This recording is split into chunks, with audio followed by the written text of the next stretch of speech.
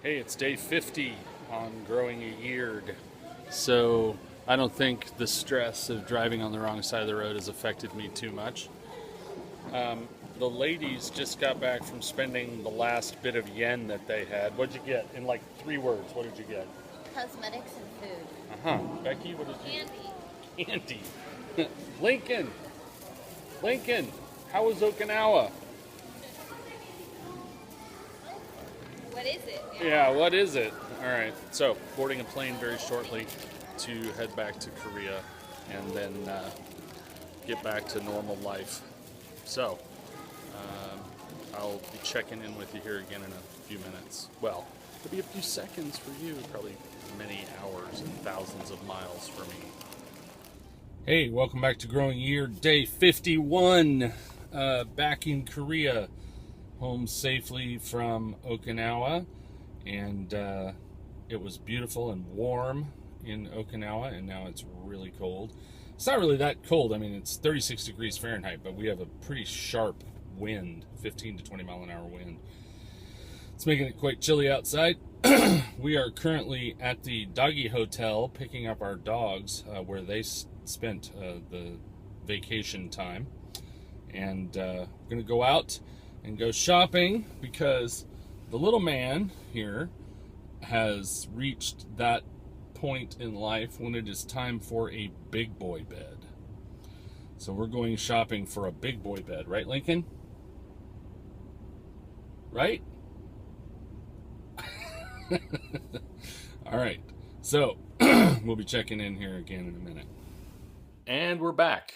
Big Boy Bed has been acquired. We are now back here at the Situation Room here at Growing a Year HQ.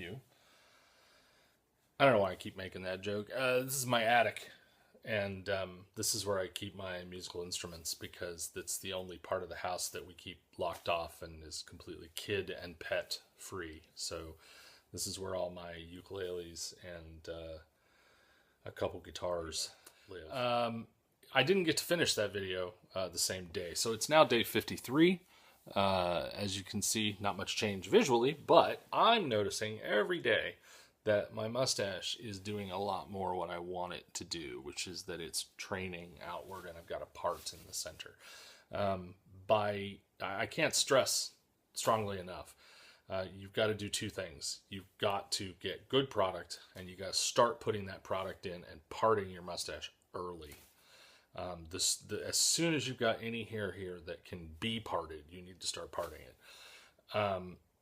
If you want to trim to your lip line, I mean, fine, don't worry about it. But if you want a big, epic mustache, you've got to get on this. It's not that I'm not going to trim this. It's just that I don't want to trim it until there's a lot of hair there so that I have something good to work with. And in the meantime, in the interim, I want to be able to eat. So, good product and regular parting is necessary.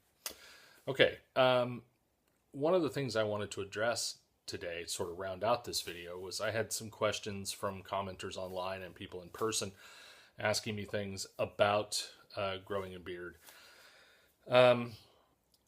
First of all, a guy from Protein Strands asked me, what's it like? Is it different growing it out again? Because I had a pretty big beard in December and I cut it all off. And he said, how does it feel different? And are you anxious? Are you, impatient with it?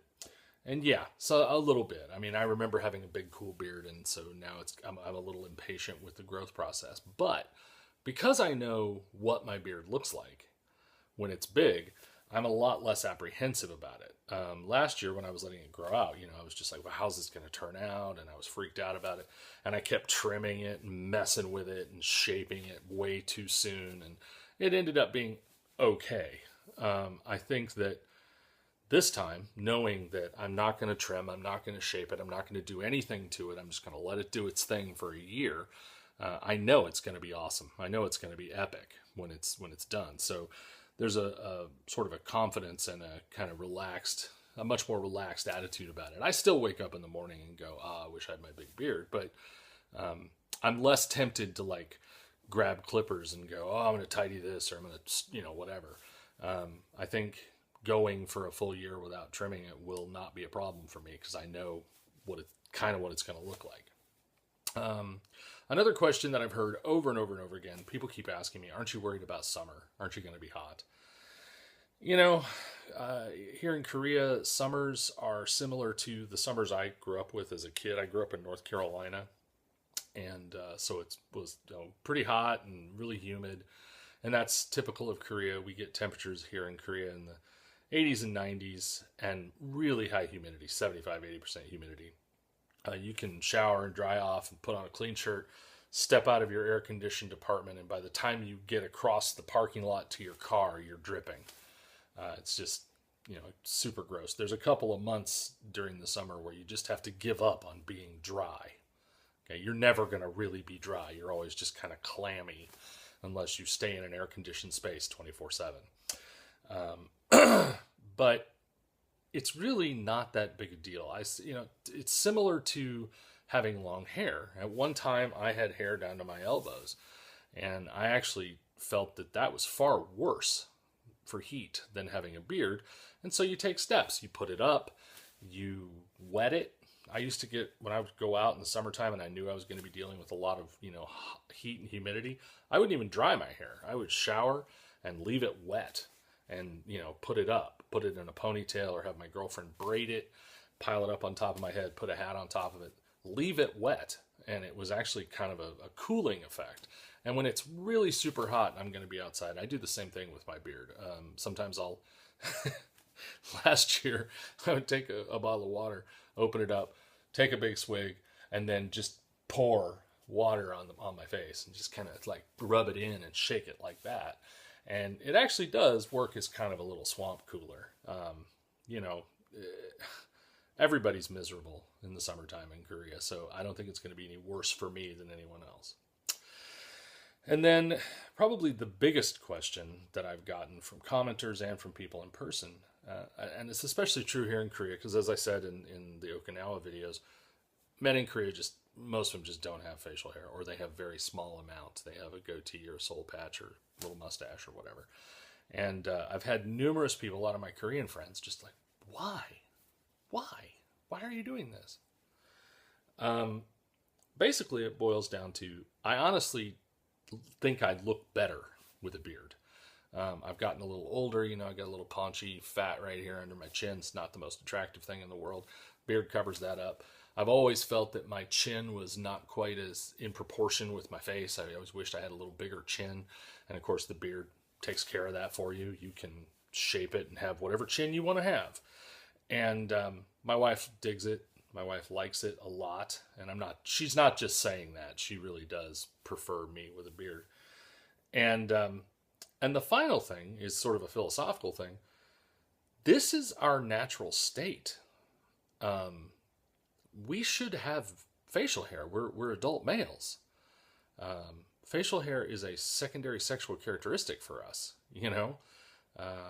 and the constant scraping of it, and shaving to get rid of it, to me is the aberrant thing. To me, that's the weird thing, is that people want your face to be clean shaven, almost in a childlike sort of way, when, you're an adult male. You should have facial hair. And frankly, I think that every adult male, at some point in their life, job and life permitting, I think everyone should try it. I think everyone should let their facial hair grow and see what comes of it, and it gives you a glimpse into what, genetics intended for you.